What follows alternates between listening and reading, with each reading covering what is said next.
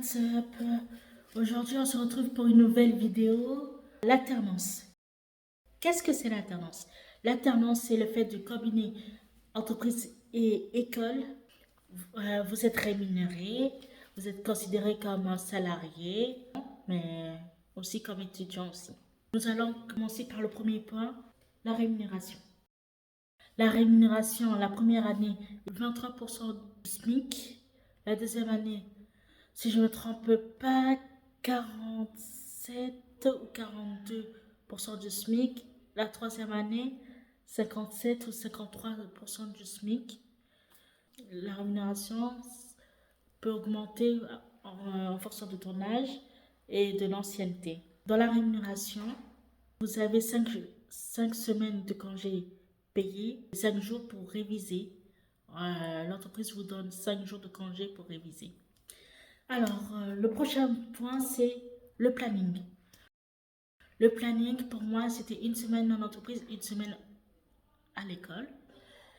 Quand vous êtes considéré comme un salarié, vous n'avez plus le droit aux vacances, juste des congés payés que vous voyez avec votre employeur. Donc, quand l'école est en vacances, en guillemets, vous êtes en entreprise. Mais aussi, vous pouvez, quand vous êtes en semaine à l'école, être absent un jour de la semaine où vous êtes à l'école pour aider votre entreprise car manque d'effectifs.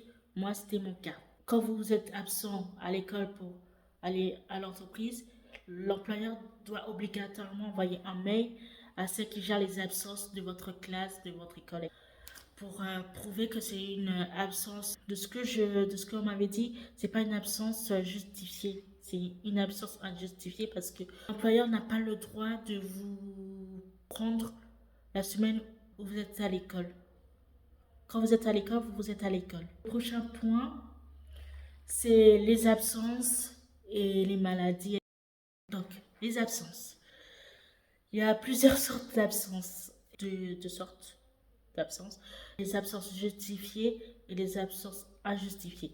Les absences injustifiées, c'est-à-dire, ça peut être sécher les cours, ne pas être là pour les examens, ne pas participer. Et ça, c'est considéré comme absence injustifiée. Et donc, si vous séchez les cours, l'école contacte votre entreprise. Ça dépend si les écoles, l'entreprise a accès à Pronote. Moi, c'était Netipa Aero. Ça dépend aussi. Et ils ont accès et ils peuvent voir si vous êtes absent. Ils peuvent vous appeler ou vous envoyer un message. L'absence injustifiée, c'est les retards. Moi, personnellement, j'étais en retard en tout 6 fois. C'était les transports en commun. J'avais plus de portable. Donc, j'ai utilisé mon ordi. Le réveil n'était pas activé. Les transports en commun, c'était accepté. Et il y avait aussi grève des transports en commun, c'était accepté comme absence justifiée. Mais malheureusement, absence injustifiée, l'entreprise a le droit de vous réduire votre salaire. Ben, en fait, pour eux, les absences injustifiées ne doivent pas avoir lieu. Vous payez pour aller à l'école, hein. N'oubliez pas. Ça dépend des employeurs. Il y en a, ils s'en foutent que leur alternant sèche. Ils s'en foutent, ils ne suivent même pas les bonnes de leurs étudiants. Mais moi, personnellement, ils me suivaient de A à Z tout. Et donc, par exemple, j'étais en retard dans les 6 fois et les 6 fois.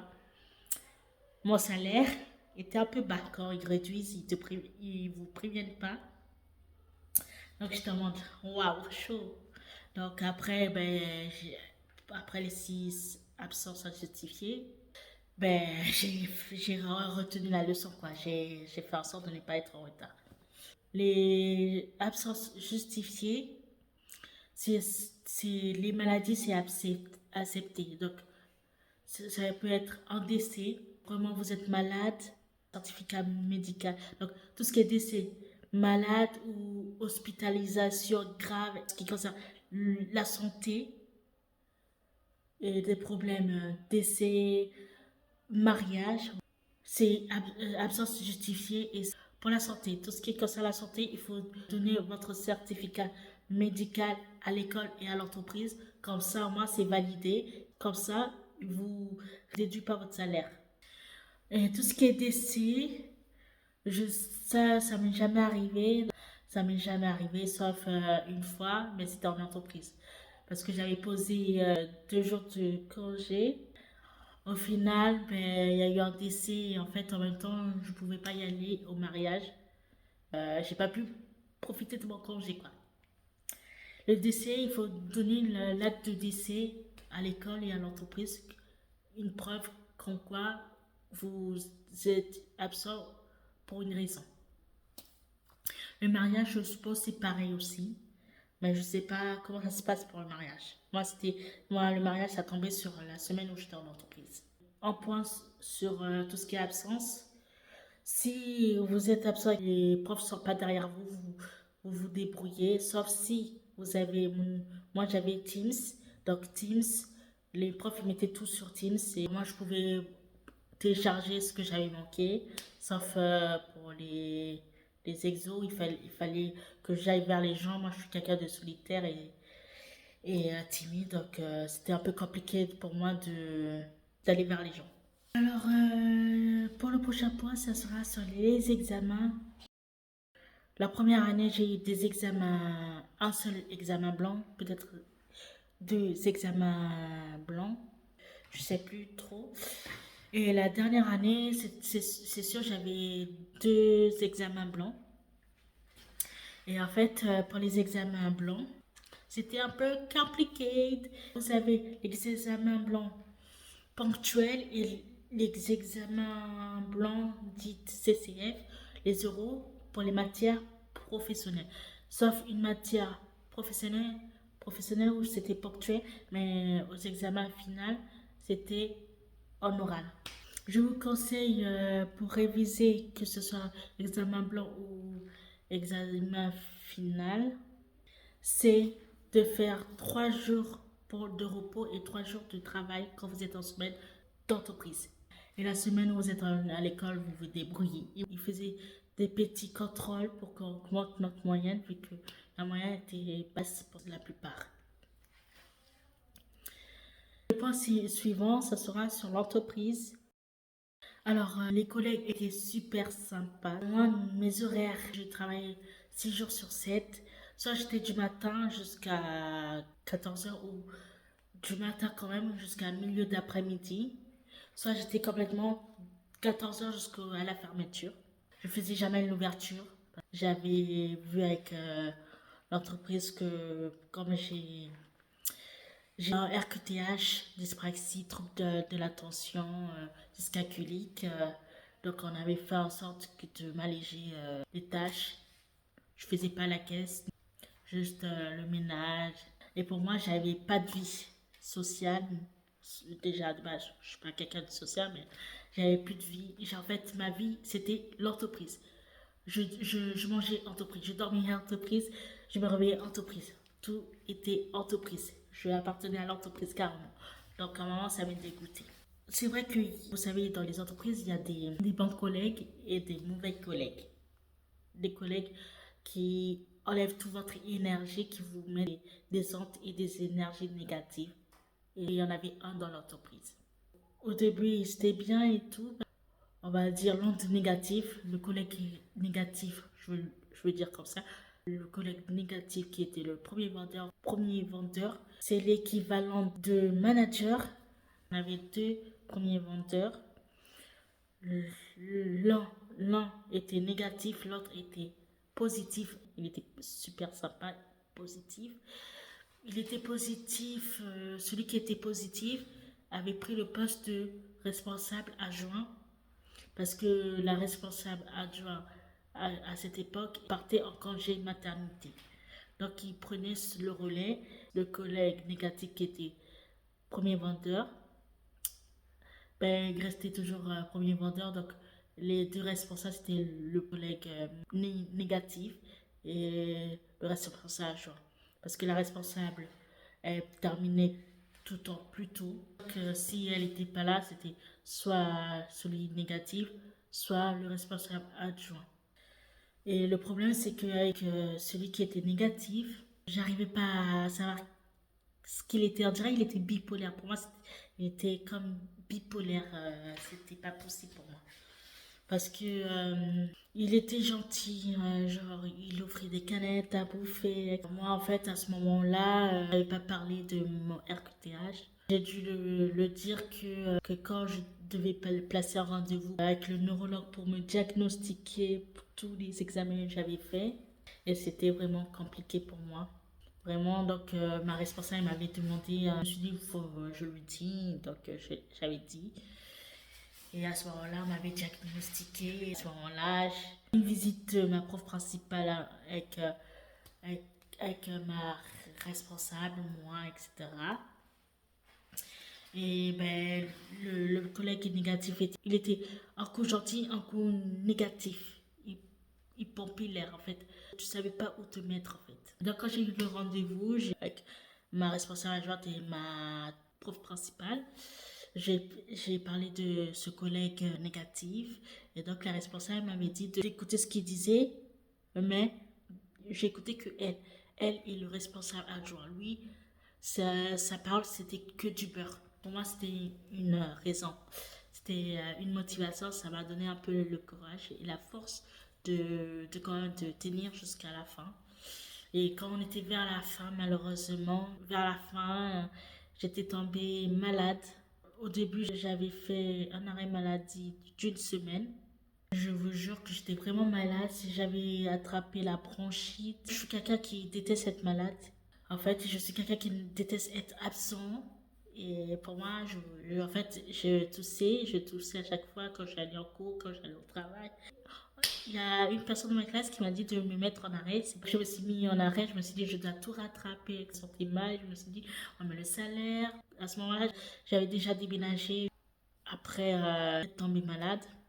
Je suis revenue en cours au travail. J'ai passé mes examens où ça s'est bien passé. J'ai eu mon BTS à ce moment-là, c'était en juin 2023. Et en fait, quand on était vers la fin, ce collègue négatif, il était gentil un coup. Pour moi, il était vraiment bipolaire, oui. Pour moi, il était vraiment fatigant. Il a enlevé toute mon énergie. J'avais envie de faire une rupture conventionnelle. En fait, tout s'est dégradé parce que on avait notre collègue qu'on avait recruté. Ça se passait mal. En fait, il y a eu plein d'embrouilles. C'était compliqué. Je vous jure, c'était la première fois que je craquais. En fait, il m'avait dégoûté du travail. Je rentrais chez moi, j'étais fatiguée, j'étais en pleurs. Oui, oui, j'étais en pleurs. Je rentrais chez moi, je pleurais. Le lendemain, je me disais, qu'est-ce qui va se passer? Est-ce que ça va être comme aujourd'hui? Parce que c'était un jour, il était gentil, où ça se passait bien. Un jour, il était méchant, où ça se passait mal. À chaque fois, je me disais, demain, qu'est-ce que ça va être? Est-ce que je vais être mal? Je vous jure, je pleurais. J'avais la boule au ventre. Parce qu'il me disait, ouais, mais je sais pas pour être méchant, c'est pour te montrer. Mais en fait, le problème, c'est qu'il ne savait pas comment faire. En fait, la manière dont il faisait, c'était pas adapté à moi. Comme c'est un premier vendeur, c'est comme un manager. Donc pour moi, en fait, un manager, c'est quelqu'un qui doit s'adapter aux employés salariés parce que déjà les salariés, ils essaient de s'adapter à l'entreprise. Pour moi, c'était pas ça. Chaque fois, je stressais, je pleurais. J'avais la boule au ventre, je vous jure, j'ai craqué. Et donc après ça, en fait, quand ça s'est terminé mon dernier jour, j'étais heureuse. Vraiment, je vous jure, j'étais heureuse. C'était un stress en moi. Je me dis, enfin débarrassée, parce que de base, j'avais prévu de faire une attendance en communication avec l'entreprise, au cas où si c'était possible. Mais vu comment ça se passait avec le collègue négatif, je ne pouvais pas. Parce qu'il me parlait mal. Déjà, il parlait mal. Il surveillait le temps de pause alors que parfois il faisait plus de pauses. Donc c'était chaud, c'était fatigant, ça me fatiguait, c'était la première fois. J'ai bien caché, hein, je me plaignais à des proches que j'étais pas bien. Donc à une membre de ma famille, j'ai tenu jusqu'au bout, mais bon, pour moi ça va être dur de reprendre le travail, bon, parce que ce qui m'a fait, c'est comme un traumatisme. Les gens, si j'en parle, il y en a qui vont dire, ah, c'est rien, c'est... Non. Chaque personne est fragile et moi je suis quelqu'un de fragile. Il m'a complètement cassé. C'est dur de remonter la pente parce il a cassé la confiance en moi. La santé mentale, il a tout cassé et je ne pouvais pas. Dès que j'ai terminé le contrat, c'était ouf, soulagement. Quand même, un collègue qui vous parle mal, qui vous parle comme un chien, qui se croit supérieur. Il était proche du responsable adjoint, celui qui a remplacé celle qui était en congé maternité. Il essayait, quand il était avec lui, je sais pas, il essayait de le mettre dans sa poche, ça se voyait. Et quand je suis partie, après j'ai appris que la responsable adjoint qui était en maternité qui est revenue, c'était en froid dedans parce que la responsable adjoint qui est revenue, elle n'aimait pas du tout le collègue négatif parce que elle le sentait pas et que ça m'aurait pas étonné. Donc c'est pour vous dire, faites attention à vous, ne faites pas comme moi. Pour le collègue négatif, j'avais parlé à ma responsable adjointe et après ça, je l'ai évité, on se faisait la gueule. Oui, je suis quelqu'un qui prend tout mal au travail. En fait, je prends un peu mal, mais je le montre pas. Mais lui, quand il me faisait des réflexions, c'était vraiment des réflexions simples, mais je le prenais mal. Parce que déjà, il m'avait brisé mentalement. Donc, quand j'en ai parlé avec la responsable, il m'avait parlé. Et parfois, je refaisais les mêmes erreurs parce qu'il sait bien que j'avais un archétype, mais il a brisé ma confiance. Même quand il me faisait des réflexions qui étaient. C'était des réflexions, mais des réflexions de conseils pour améliorer mon travail, je le prenais mal. Vu que j'étais brisée intérieurement. Donc, ce que je vous conseille, quand ce genre de trucs arrive, vous en parlez directement à vos responsables, à votre tutrice. Et si vous êtes en alternance, tutrice et responsable et avec cette personne pour en parler, etc. Et si ça continue, vous refaites, vous dites à la responsable, c'est soit la personne, soit vous. Parce que c'est pas possible de travailler dans des conditions où il y a une personne qui plombe le moral de tout le monde. Donc non, non merci. Parce qu'avec tout ça là, en fait, il y a eu de l'hypocrisie partout. Son management était nul. Alors que le responsable, quand il te faisait des réflexions, je voyais que dans sa voix, mais je savais que dans sa voix, c'était pas méchant, c'est que l'autre, c'était une brute. Donc ce que je vous conseille, quand c'est comme ça, parlez-en. Quand il vous arrive ce genre de truc, parlez-en à votre responsable et à la tutrice de votre école. Récapitulons. Pour l'alternance, ce que vous devez savoir, c'est la rémunération. La rémunération, ça se passe du 23% du SMIC, 53% du SMIC et 53 ou 57% du SMIC, si je me souviens bien. Ça augmente dès que vous gagnez un an et l'ancienneté. Moi, personnellement, j'ai eu aussi la prime d'ancienneté qui était la prime de Noël. Après, le deuxième grand point aussi, c'est le planning. Organisez-vous dès le premier jour pour faire vos devoirs. Les devoirs en groupe ou les devoirs perso. Organisez-vous bien. Quand vous êtes en semaine d'entreprise, 3 jours. En entreprise, 3 jours de repos ou 2 jours de repos. Et le reste, vous faites vos devoirs. Par la suite, il y a les examens.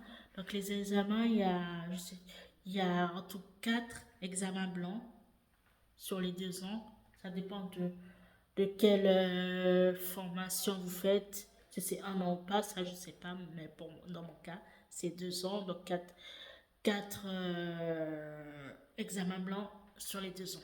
Il y a plus de cantine, c'est la cafétéria où vous devez dépenser votre argent. Donc, vaut mieux faire votre bouffe ou bien manger ailleurs parce que le plus souvent, les cafétérias, c'est très cher. Pour revenir à la rémunération, en fait, l'entreprise vous payez pas l'école parce que quand vous êtes en alternance, c'est que vous pouvez pas, ça dépend si vous êtes à la fac ou pas, vous payez pas l'école parce que ça veut dire qu'en fait, l'école est privée. Parce que moi, mon école, c'était en initial et c'était 5 000 € l'année où trouver cet argent. Donc, l'alternance, c'est l'entreprise qui paye l'école, c'est pas vous. Donc, vous faites rien, vous vous réveillez, vous partez à l'école dans l'entreprise, vous avez votre salaire chaque mois. L'autre point, après congé payé sur les 1 an, 5 jours de congé pour réviser vos examens finaux. L'autre point encore, dès la rentrée, de vous mettre à fond sur les matières pro, les matières où vous êtes fort, et essayer de gratter dans les matières où vous avez des difficultés, afin de combiner. Donc avec tout ça, je vous dis à bientôt pour une nouvelle vidéo. À très vite les gars. Adios.